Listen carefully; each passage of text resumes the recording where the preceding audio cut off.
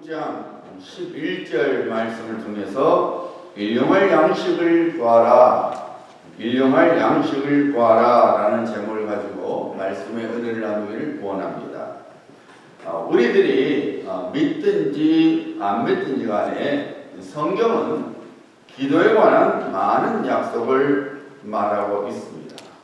하나님을 가까이 하라, 그리하면 너희를 가까이 하시리라. 너는 내게 부르짖으라, 그리하면은 내가 내게 응답하겠고 네가 알지 못하는 크고 비밀한 일을 네게 보이리라. 너희가 내 안에 거하고 내 말이 너희 안에 거하면 무엇이든지 원하는 대로 구하라, 그리하면 이루리라. 여호와를 기뻐하라, 제가 내 마음의 소원을 이루어 주시리라. 구하라, 그리하면 너에게 주실 것이요. 성경 속에 나오는 믿음의 사람들은 한결같이 기도의 능력을 경험했습니다. 모세가 기도하니까 홍해가 갈라지는 기적이 일어났습니다. 여호수아가 기도하니까 해가 그 자리에 머물렀습니다. 한나가 기도하니까 닫혔던 태의 문이 열렸습니다. 엘리야가 기도하니 비가 내리지 아니었고 기도하니 다시 비가 내렸습니다. 엘리사가 기도하니 요단강이 갈라졌습니다. 다니엘이 기도하니 사자의 입이 보이졌습니다. 바울이 기도하니 굳게 닫혔던 옥문이 열렸습니다. 교회가 기도하니 옥에 갇힌 베드로가 천사의 인도로 풀림을 받았습니다. 이렇듯 기도는 하나님의 구원과 권능을 경험하는 통로입니다. 기도의 중요성을 잘 알고 계셨던 예수님께서 이 땅에 계셨을 때에 사랑하는 제자들에게 기도를 가르쳐 주셨지요. 소위 우리가 알고 있는 주기도문입니다. 오늘 본문 말씀은 주기도문 중에 한두 번인데 그 중에서 네 번째 청원 내용이 나오고 있죠. 오늘 우리에게 일용할 양식을 주시옵고, 오늘 우리에게 일용할 양식을 주시옵고. 양식은 우리의 가장 큰 관심사입니다. 사람에게 가장 필요로 하는 것이 세 가지죠. 의식주죠. 먹을 것, 입는 것, 그 다음에 먹는 것, 그리고 잠잘 곳입니다. 의식주가 사람의 최대 관심사죠. 그 중에서 가장 필요로 하는 것은 먹을 것입니다. 우리가 옷이 필요하죠. 하지만 옷 없어도 살 수 있습니다. 창피를 좀 당할 뿐입니다. 집 없어도 살 수 있습니다. 집 없다고 못 삽니까? 나무 밑에가 가면 돼요. 운막에 가면 돼요. 불편하겠지만. 그러나 음식 없이는 살 수 없습니다. 배고프면 사상도 이념도 필요 없습니다. 그래서 배고픈 소크라테스보다는 배부른 돼지가 낫다라는 말이 있습니다. 우리 옛말에도 사흘 굶어서 담 안 넣는 자가 없다라는 말이 그래서 나오는 거예요. 먹을 것이 없으면 안 돼요. 사람이 살아가는 데 있어서 가장 기본적인 것, 즉 일용할 양식을 위하여 기도하라는 예수님의 가르침은 그래서 얼마나 실제적인지 모릅니다. 일용할 양식은 하루분의 양식, 혹은 오늘 필요한 양식, 혹은 생존에 필요한 양식을 의미하고 있습니다. 예수님께서 우리 육신의 삶에 필요한 양식을 하나님께 구하라고 가르치고 계십니다. 이 기도의 의미는 우리에게 필요한 양식은 하나님 아버지께로부터 온다는 것입니다. 그런데 여러분, 예수님의 이런 가르침은 얼핏 들으면 우리들이 쉽게 수긍할 수 없습니다. 우리 머릿속에는 이런 생각들이 지배하고 있죠. 내가 열심히 일하지 않으면 먹고 살 수 없어. 사람의 노력 여부에 따라서, 내 노력 여부에 따라서 인생의 행복이 결정되고 무지개빛 인생이 보장돼.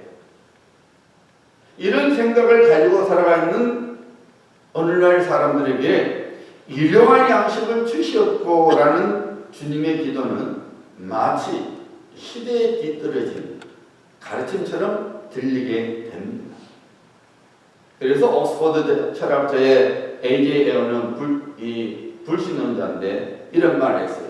기독교에서 가르치는 원죄나 대숙과 같은 개성한 교리는 지성적으로 멸시할 만하고 도덕적으로 붕괴할 만하다.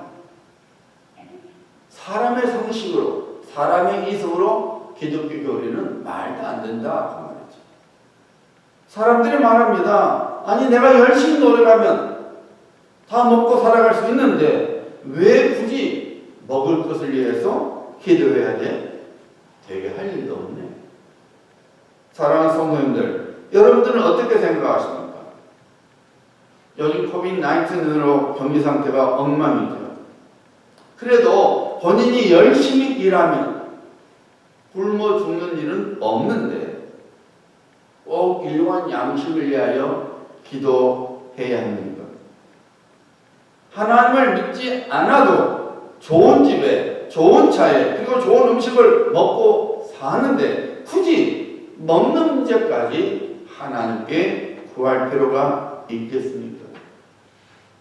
사도 바울은 일하지 않거든 먹지도 말라고 가르쳤는데 그러면은 일을 해야지 가만히 있고 기도만 하면은 음식이 생겨납니까? 정말로 오늘날 우리 현실을 보면은 일용한 양식을 주시옵고라는 이 기도는 시대에 뒤떨어진 청원이요 쓸모없는 기도처럼 들립니다. 우리들이 생각하기에 참 불필요한 기도를 예수님께서 가르치셨구나 라고 생각이 들지만 왜 굳이 그럼에도 불구하고 우리 예수님께서는 제자들에게 그리고 오늘날 우리들에게 일용할 양식을 위하여 기도하라고 말씀하셨습니다. 오늘 우리에게 일용할 양식을 주시옵고라고 왜 기도해라고 명령하셨을까요? 여러분, 우리 예수님께서 우리 삶 속에서 하나님 아버지께 오늘 일용할 양식을 주시옵고라고 기도해라는 두 가지 영적 이유가 있습니다. 첫째로 하나는 인간의 삶은, 우리의 삶은 하나님의 공급하심과 돌보심 속에서 살아갈 때에 인생의 참 행복과 참 가치가 있기 때문입니다. 우리들은 이 진리를 아브라함의 삶에서 분명히 볼 수 있습니다. 창세기 12장 1절로 3절에 보면은 하나님께서 아브라함을 부르실 때에 이런 말씀을 하십니다. 들어보세요. 여호와께서 아브라함에게, 아직은 아브라함이 아니었죠. 아브라함에게 이르시되 너는 너의 본토 친척 아비집을 떠나 내가 네게 지시할 땅으로 가라. 내가 너로 큰 민족을 이루고 네게 복을 주어 네 이름을 창대하게 하리니 너는 복의 근원이 될지라. 너를 축복한 자에게는 내가 복을 내리고 너를 저주한 자에게는 내가 저주하리니 땅의 모든 족속들이 너를 인하여 복을 얻을 것이니라 하신지라. 우리가 이 말씀을 살펴보면 하나님께서 아브라함에게 세 가지 복을 약속하십니다. 내가 너로 큰 민족을 이루고 번영과 번창의 복을 약속하죠. 내 이름을 창대하게 하리니 명성의 복을 약속하십니다. 땅의 모든 족속이 너를 인하여 복을 받을 것이니라 권세의 복을 약속하십니다. 여러분, 이 땅에서 우리를 포함하여 사람들이 원하는 것들이 무엇입니까? 우리가 갖고 싶어하는 복의 내용이 뭡니까? 바로 아브라함이 하나님께로부터 약속받은 복들이죠. 사람 누구든지 자신 하는 일들이 번창되기를 원합니다. 그래서 우리는 기도하는 거예요. 특별히 오늘날 같은 사태는 우리가 믿음의 형제자매들의 직장과 생업을 위하여 기도해 줘야 돼. 매일같이 기도해 줘야 돼. 나아간 상황이 없으면 안 됩니다. 하나님, 우리 누이벨 건석의 직장에 복을 하라옵소서. 우리 누이벨만 건석의 생업체를 복을 하라가서 참여하게 없어서 기도해야 합니다. 우리의 의무예요. 같이 기도해야 돼요. 여러분, 그게 우리의 소원이에요. 그런데 그래서 나중에 이제 번창하게 되면은 뭘 갖고 싶냐? 명예를 갖고자 합니다. 나 자신을 드러내고 그 욕망을 갖게 되고 나의 가치를 다른 사람들로부터 인정받고자 하는 명예욕이 생겨나는 거예요. 명예를 갖게 되면은 그 다음에 사람들은 권세를 갖고자 합니다. 그래서 부와 명예와 권세를 모두 갖고 싶어하는 것이 인간의 기본적인 욕망입니다. 그런데 놀랍게도 하나님께서 아브라함에게 그런 복들을 주시겠다고 선포하셨습니다. 동시에 아브라함에게 한 가지 요구사항을 말씀하십니다. 너의 본토 친척 아비집을 떠나 내가 네게 지시할 할 땅으로 가라는 것입니다. 그리하면 부와 명예와 권세를 보장해 주시겠다는 거예요. 아브라함이 살았던 갈대아 우르는 어떤 곳이었습니까? 갈대아는 바벨론 땅을 말합니다. 바벨 공동체가 있었던 곳입니다. 바벨 공동체는 여러분이 잘 아는 바벨탑을 쌓았던 사람들이었습니다. 바벨탑이라는 것은 성곽을 의미합니다. 요새를 의미합니다. 그래서 이 바벨 공동체가 성곽, 요새를 짓고자 하는 이유가 있었지요. 그것이 창세기 11장 4절에 나옵니다. 또 말하되 자 성과 탑을 쌓아 탑 꼭대기를 하늘에 닿게 하여 우리의 이름을 내고 온 지면에 흩어짐을 면하자 하였더니 바벨 공동체가 바벨탑을 쌓고자 하는 이유가 바로 그겁니다. 자 이 성읍과 탑을 높이 쌓아가지고서는 하늘 꼭대기까지 닿게 해서 우리 이름을 내고 온 지면에 흩어짐을 면하자. 하나님께서는 이런 명령을 내리셨죠. 너희들은 흩어져서 내가 지은 자연을 관리해라. 하나님께서 그 당시 사람들에게 흩어져라는 명령을 내리셨어요. 그래서 흩어져서 하나님이 지으신 이 자연 동산을 관리하라는, 이 세상을 관리하라는 명령을 주셨습니다. 그런데 이 바벨 공동체는 그런 하나님의 명령과 뜻에 정면으로 대처했습니다. 다시 말씀드리면 왜 우리가 당신의 간섭을 받아야 합니까? 우리는 하나님의 간섭을 받지 않아도 어토시 내 힘만으로, 우리 힘만으로 살 수 있다는 생각이 그들을 침했던 것입니다. 하나님의 도움 없이도 얼마든지 자기들 힘만으로 번창할 수 있고 명성을 떨칠 수 있다고 장담했던 공동체였습니다. 오늘날에도 많은 사람들이 바로 이 포츄러스 멘탈리즘, 요셉 멘탈리즘을 갖고 살아가고 있습니다. 바벨 멘탈리즘으로 살아가고 있습니다. 내 힘으로 얼마든지 부를 쌓을 수 있고 명성을 떨칠 수 있고 그리고 파워를 가질 수 있다고 생각하고 살아갑니다. 그래서 자신의 요새를 쌓게 급급합니다. 자신이 인생의 주인이 돼서 자신의 능력과 지식과 재능으로 살아갑니다. 자기 나름대로 인생의 성공과 행복을 보장하는 성곽을 쌓으면서 성곽을 지으면서 살아갑니다. 거기에는 하나님께서 비집고 들어갈 틈이 전혀 없습니다. 그러면 여러분, 과연 바벨 공동체의 소원이 이루어졌습니까? 정말로 자기들이 성과 탑을 높이 쌓아서 한 꼭대기에 닿아서 자기 이름을 떨치고 흩어짐을 면하게 되었습니까? 정말 자신들의 힘만으로, 자신들의 재능만으로 자신들이 원하는 인생을 살았느냐 말이죠. 그들의 장밋빛 청사진이 실현됐습니까? 창세기는 우리들에게 이런 복을 주고 있죠. 여호와께서 거기서 그들을 온 지면에 흩으심으로 그들의 성쌓기를 그쳤더라. 그러므로 그 이름을 바빌이라 하니 이는 여호와께서 거기서 온 땅의 언어를 혼잡하게 하셨습니다. 여호와께서 그들을 온 지면에 흩으셨더라. 어떤 일이 그들에게 일어났습니까? 혼잡이 그들에게 찾아왔습니다. 흩어질 수밖에 없었습니다. 사랑하는 성도님들, 우리는 분명히 깨닫고 살아가야 합니다. 내 힘으로 살려고 하는 삶에는 혼잡이 있을 수밖에 없다는 것입니다. 바벨 멘탈리즘에는 참 번영과 참 행복이 있지 않습니다. 거기에는 혼돈만이 있을 뿐입니다. 혼돈으로 인하여 시기와 질투와 미움과 비방과 그리고 싸움만이 있을 뿐입니다. 하나님께서는 아브라함에게 말씀하시기를 이런 바벨 공동체로부터 나오라고 하셨습니다. 인간의 힘으로, 사람의 힘으로, 내 힘으로 살 수 있다고 하는 삶으로부터 하나님께서 책임져 주시는 삶으로 나오라고 말씀하신 것입니다. 바벨 공동체로부터 떠나는 아브라함에게 하나님께서 뭐라고 말씀하셨어요? 창세기 15장 1절이죠. 두려워 말라. 나는 너의 방패요 너의 지극히 큰 상급이니.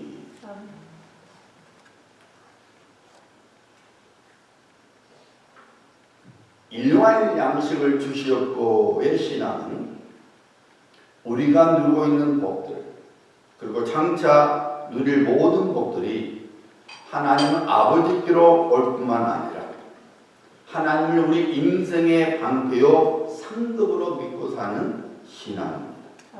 다시 말씀드리면 하나님의 보호하심과 공급하심을 고백하는 신앙, 하나님을 바라보는 신앙입니다. 하나님께서는 그리스도 예수 안에서 구원받은 그래서 그의 자녀들이 된 우리에게 원하시는 것은 우리가 하나님의 백성으로서 이 세상으로부터 인생의 가치와 행복을 찾지 말라는 것입니다. 인생의 가치와 행복은 하나님께로부터 온다는 것입니다.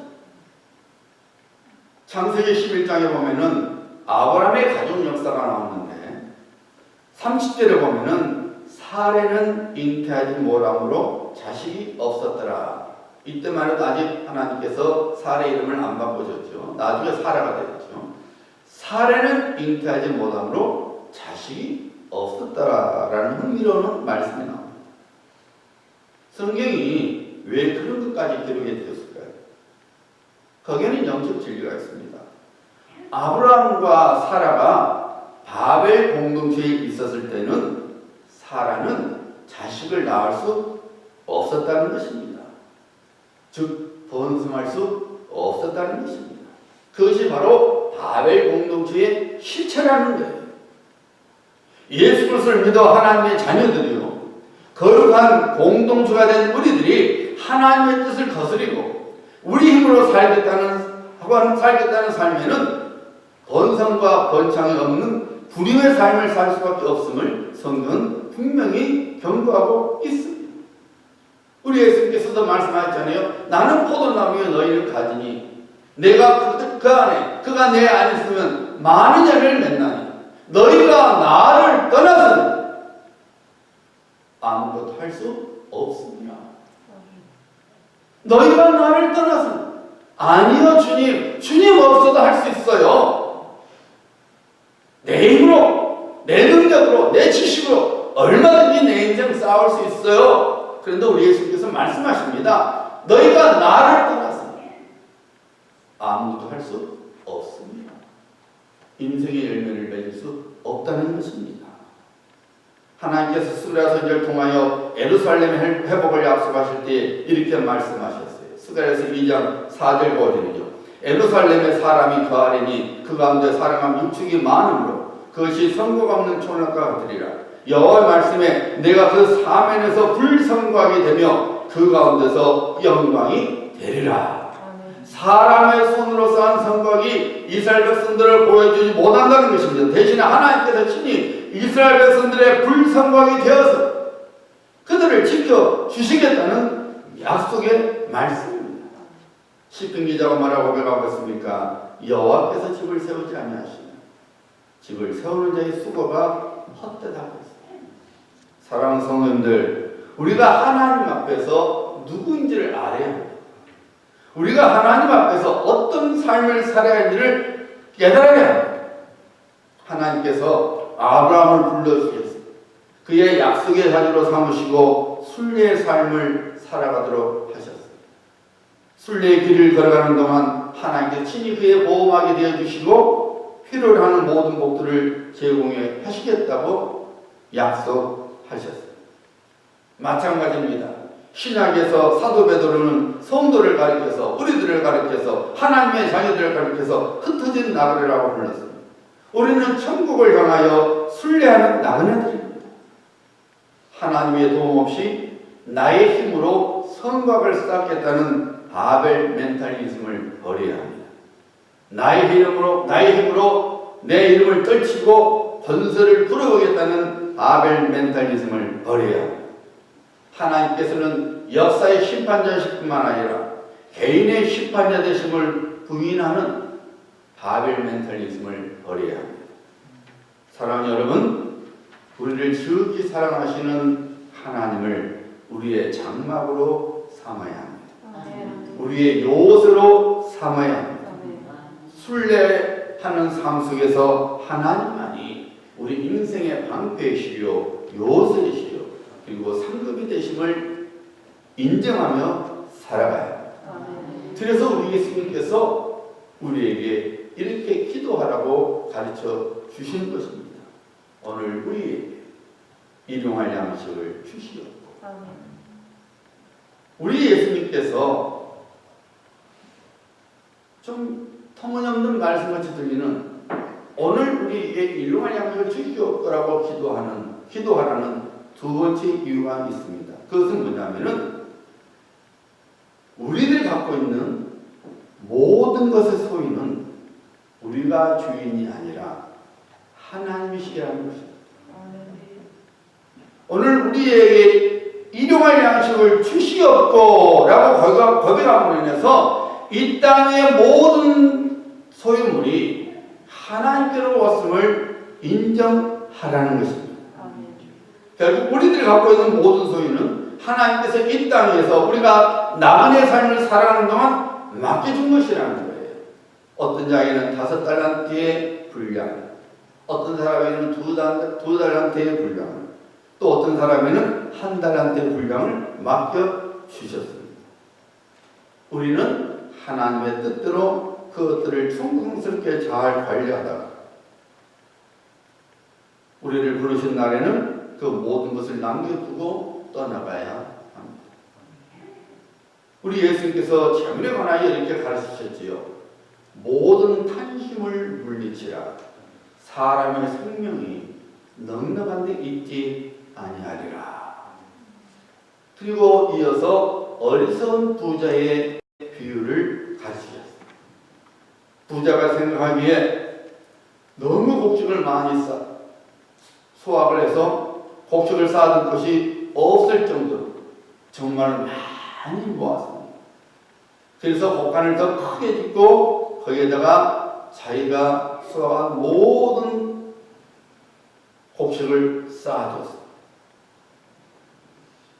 그는 그 곡식을 보면서 그 재물을 보면서 든든히 했죠. 그리고 말했습니다. 내가 내 영혼에게 이르되 내 영혼아 여러 해 쓸 물건을 많이 쌓아두었으니 평안히 쉬고 먹고 마시고 즐거워하자. 그런 어리석은 부자에게 하나님께서 뭐라고 말씀하셨습니까? 어리석은 자여 오늘 밤에 네 영혼을 도로 찾으리니 그러면 네 예비한 것이 유익이 되겠느냐. 세상은 그리고 세상적인 계산으로 세상적인 판단으로 보면은 그 부자의 행위는 매우 지혜롭고 칭찬받을 만했습니다. 곡식을 많이 모아서 곡간을 쌓아서 쌓아두었어요. 그런데 하나님께서는 그 그 부자를 가리켜서 어리석은 자라고 불렀습니다. 우리 예수님께서 그 비유를 하시면서 이런 결론을 내리셨어요. 자기를 위하여 재물을 쌓아두고 하나님께 대하여 부유하지 못한 자가 이와 같으리라. 하나님께 대하여 부유하지 못한 자가 바로 이 어리석은 부자다 라고 말씀하십니다. 하나님께 대하여 부유하지 못한다는 것은 하나님께 대하여 만족을 갖지 못한다는 것을 의미합니다. 하나님을 내 인생의 보호자요 힘으로 살아가야 하는데 그런 하나님만으로 만족하지 못하고 이 세상의 재물을 내 인생의 보호자로 삼는 것이 하나님 모시기는 지극히 어리석은 삶이라는 것입니다. 우리가 부르는 복음성 중에 이런 고백이 있지요. 세상에는 눈물뿐이고 고통만 닥쳐와도 내 심령은 예수님으로 기쁜 찬송 부르네. 나는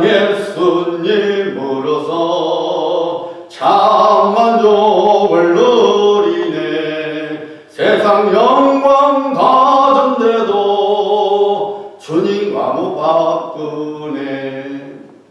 아멘입니까? 아멘. 세상 영광 다 준대도 주님과 바꿀 수 없는 삶을 우리가 살아가야 합니다. 왜요?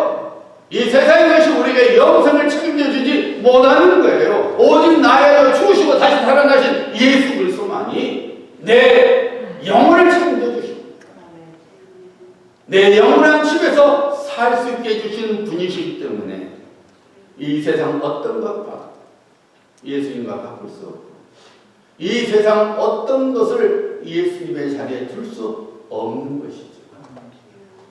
사랑하는 성도님들, 우리는 우리의 소유물이 하나님의 것이라는 청지기 정신을 갖고 살아가야 합니다. 내가 소유하고 있지만은 그 소유물에 의지하지 말고 하나님을 찾는 삶, 하나님을 의지하는 인생을 살아가야 합니다. 심령이 가난한 자는 복이 있나니 천국이 그들의 것이며 하나님의 은혜를 구하는 자, 하나님의 도우심을 간절히 사모하는 자, 하나님의 다스림을 구하는 자가 행복한 자요. 행복한 자가 된다는 것입니다. 그래서 우리 예수님께서 분명히 가르치지 않았습니까? 하나님과 재물을 동시에 섬길 수 없느니라. 여기서 영어 성경을 보면 재물에 캐피탈 M으로 나오죠. 머니 할 때. The money, 캐피탈 머니. 우리가 말하는 돈은 그냥 일반적인 돈을 말하는 게 아니라 돈을 하나님의 자리에 두는 우상. 그래서 만몬주의라고 합니다. 하나님을 내 인생의 방패로 내 인생의 보호자로 삼는 것이 아니라 돈을 하나님의 자리에 두어서 그것이 우상으로 삼아서 그 돈을 내 인생의 보호자로 내 인생의 방패로 살아가는 것을 말합니다. 우리 예수님께서는 이 하나님, 우리 하나님과 the mammon, the money, 이 돈을 우상 삼는 이것을 겸하여 할 수 없다는 거예요. 하나님께서 나의 모든 것이 되는 삶을 살 것인지 혹은 재물이 나의 모든 것이 되는 삶을 살 건지 선택을 해야 되는데 그 몫은 우리의 것인데 하나님을 나의 모든 것을 삼는 삶은 지혜로운 선택. 만몬주의가 되어서 돈을 내 인생의 신으로 삼고 살아간 자는 어리석은 선택이라는 것입니다. 여러분, 영원히 살고자 하십니까? 세상이 줄 수 없는 찬행복을 소유하고자 하십니까? 하나님을 붙잡으셔야 합니다. 아멘. 이 세상의 어떤 것보다 하나님을 붙잡아야 합니다. 이 세상의 어떤 것을 하나님의 자리에 두지 말아야 하나님의 자녀들이 되시는 성도님들, 주님의 기도를 통하여 분명히 깨닫고 살아가야 합니다. 현재 우리들이 갖고 있는 모든 것들이 하나님께로 왔으며 또한 어왔습니다. 우리들이 왜 직장 생활을 하고 있는지, 왜 비즈니스를 하고 있는지 그 목적이 하나님의 뜻과 맞아야 합니다. 육신의 정욕을 위하여 살아가면 결국 썩어질 것을 거두게 되고, 그러나 하나님의 뜻을 쫓아 살아가게 되면 성령으로부터 영생을 거두게 되는 것입니다. 직장 생활을 해도 하나님을 위하여, 비즈니스를 해도 하나님을 위하여 살아가면 그 삶 속에 하나님의 다스림이 임하게 되고 삶 속에 풍성한 열매가 맺어지는 것입니다. 여러분, 물질은 하나님의 선물입니다. 다시 말씀드리면 은사라 그 말이에요. 하나님께서 많이 맡겨주시기도 하고 혹은 적게 맡겨주시기도 합니다. 그래서 물질이 넉넉한 성도가 있는가 하면은 그렇지 못한 성도가 있습니다. 그런데 은사는 하나님을 섬기기 위한 수단이지 믿는 자의 삶의 목적이 절대로 아닙니다. 은사는 사용하면 사용할수록 커집니다. 5달란트와 2달란트 받은 자가 그러하듯이 말입니다. 그러나 하나님께서 내게 주신 은사를 사용하지 않고 그냥 자신만을 위하여 놔두면 그것마저도 빼앗기고 많은 것을 우리는 1달란트를 받은 자를 통해서 배우게 됩니다. 오늘 우리에게 일용할 양식을 주시옵고의 기도를 통하여 하나님의 소유 개념을 분명히 깨닫고 살아가야 합니다. 내 건강 주님의 것입니다. 내 재능 주님의 것입니다. 내 물질 주님의 것입니다. 내 시간 주님의 것입니다. 내 자녀 주님의 것입니다. 내 배우자 주님의 것입니다. 내 교회 주님의 것입니다. 하나님의 소유 개념을 깨닫고 사는 자가 물질의 노예가 되지 않냐고 하나님께서 기뻐하시는 삶을 살아가게 됩니다. 내가 갖고 있는 것이 하나님의 것이라면 이 진리를 붙잡고 사는 사람은 절대로 물질을 죄 짓는 데에 사용하지 않습니다. 또한 불의한 방법으로 물질을 모으지 않습니다. 누가 불의한 방법으로 물질을 모읍니까? 누가 타락과 방종을 위하여 물질을 사용합니까? 물질이 자기 것이라고 생각하는 사람이 그러합니다. 사랑하는 성도님들, 물질이 만사를 해결할 것이라는 생각은 오히려 만사를 망가뜨리고 만다는 것을 절대로 잊지 말아야 합니다. 돈으로 최고급 침대를 살 수 있어도 달콤한 잠을 살 수 없습니다. 돈으로 큰 집을 살 수 있어도 행복한 가정은 살 수 없습니다. 돈으로 원하는 가구나 물건을 마음껏 살 수 있을지 몰라도 참 사랑을 살 수 없습니다. 돈으로 수천 평의 땅을 살 수 있을지는 몰라도 하나님의 나라는 한 평도 살 수 없습니다. 돈이 없어 사람의 인생이 망하는 것이 절대로 아닙니다. 그 인생 속에 하나님이 없음으로 망하는 것입니다. 물질을 하나님 자리에 두고 살아가는 사람은 결단코 행복할 수 없습니다. 그리고 물질의 주인이 나 자신이라고 생각하는 사람 역시 결코 행복해질 수 없습니다. 우리의 소유물의 주인은 하나님이십니다. 우리가 아닙니다. 우리는 단지 관리인의 청지기에 불과합니다. 이스라엘 백성들이 광야 생활을 하는 동안 하나님께서 하늘로부터 내려주신 만나를 먹음으로써 하나님을 의지하는 법을 배웠던 것처럼 우리 역시 천국을 향한 나만의 삶을 사는 동안 우리에게 주시는 일용할 양식을 공급하시는 하나님을 의지하는 법을 배워요. 이 신앙으로 살아가야 합니다. 이 아침에 우리 모두에게 가르쳐주시는 예수님의 기도를 우리 마음속에 담아두어야 합니다. 오늘 우리에게 일용할 양식을 주시오. 오늘 우리에게 일용할 양식을 주시오. 우리가 날마다 고백해야 하는 기도요, 신앙 고백입니다.